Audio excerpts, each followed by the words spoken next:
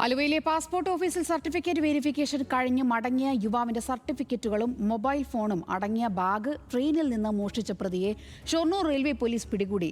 ത്രിപുര ഹസനഗർ സ്വദേശിയായ റാണ സർക്കയാണ് പിടിയിലായത്. പശ്ചിമ ബംഗാളിൽ കൊലപാതക ശ്രമക്കേസിലെ പ്രതിയായ ഇയാളിൽ നിന്ന് കാണാതായ ഫോണുകളും സർട്ടിഫിക്കറ്റുകളും പോലീസ് കണ്ടെടുത്തു.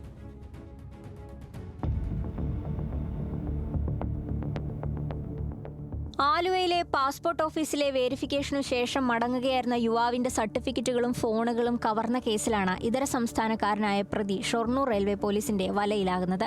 ത്രിപുര ഹസനഗർ സ്വദേശിയായ റാണ സർക്കയാണ് അറസ്റ്റിലായത്. ഇക്കഴിഞ്ഞ 17-ാം തീയതി രാവിലെ രാജ്യറാണി എക്സ്പ്രസിലായിരുന്നു കേസിനാസ്പദമായ സംഭവം. മലപ്പുറം നിലമ്പൂർ സ്വദേശിയായ സച്ചിൻ ദാസ് ആലുവയിലെ പാസ്പോർട്ട് ഓഫീസിലെ സർട്ടിഫിക്കറ്റ് വെരിഫിക്കേഷൻ നടപടികൾ പൂർത്തിയാക്കി നിലമ്പൂരിലേക്ക് ട്രെയിനിൽ യാത്ര ചെയ്യുകയായിരുന്നു. യുവാവിന്റെ SSLC, +2 ഡിഗ്രി സർട്ടിഫിക്കറ്റുകളും ഒരു മൊബൈൽ ഫോൺ ബാഗിലും മറ്റൊരു ഫോൺ പാന്റിന്റെ പോക്കറ്റിലുമാണ് സൂക്ഷിച്ചിരുന്നത്. ആലുവയിൽ നിന്നും കയറിയ യുവാവ് യാത്രാമധ്യേ ഉറങ്ങിപ്പോയി.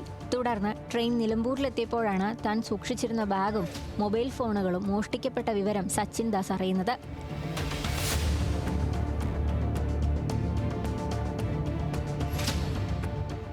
തുടർന്ന് നിലമ്പൂരിൽ നിന്ന് തിരികെ പുറപ്പെട്ട ഇതേ ട്രെയിനിൽ ഷൊർണൂരിലിറങ്ങിയ യുവാവ് റെയിൽവേ പോലീസിൽ പരാതി നൽകുകയായിരുന്നു. പരാതിയുടെ അടിസ്ഥാനത്തിൽ പോലീസ് നടത്തിയ അന്വേഷണത്തിലാണ് കേസിൽ വഴിത്തിരിവുണ്ടാകുന്നത്. കവർച്ച ചെയ്ത മൊബൈൽ ഫോണിൽ മോഷ്ടാവ് സിം കാർഡ് ഇട്ട് ഉപയോഗിച്ചതായി പോലീസ് കണ്ടെത്തി. തുടർന്ന് ടവർ ലൊക്കേഷൻ കേന്ദ്രീകരിച്ച് നടത്തിയ അന്വേഷണത്തിൽ പ്രതി പാപ്പനംകോടുണ്ടെന്ന് പോലീസ് മനസ്സിലാക്കി. ഉടൻ തന്നെ ഷൊർണൂർ പോലീസ് സംഘം സ്ഥലത്തെത്തി പ്രതിയെ അറസ്റ്റ് ചെയ്യുകയായിരുന്നു. അറസ്റ്റിലായ റാണയ്ക്കെതിരെ വെസ്റ്റ് ബംഗാളിലെ വിൻപൂർ പോലീസ് സ്റ്റേഷനിൽ 2024 രജിസ്റ്റർ ചെയ്ത കൊലപാതക ശ്രമക്കേസ് നിലവിലുണ്ടെന്ന് പോലീസ് പറഞ്ഞു.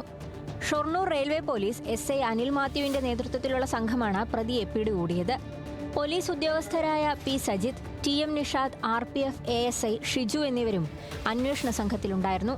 അറസ്റ്റ് രേഖപ്പെടുത്തിയ പ്രതിയെ കോടതിയിൽ ഹാജരാക്കി റിമാൻഡ് ചെയ്തു. ന്യൂസ് മലയാളം, പാലക്കാട്.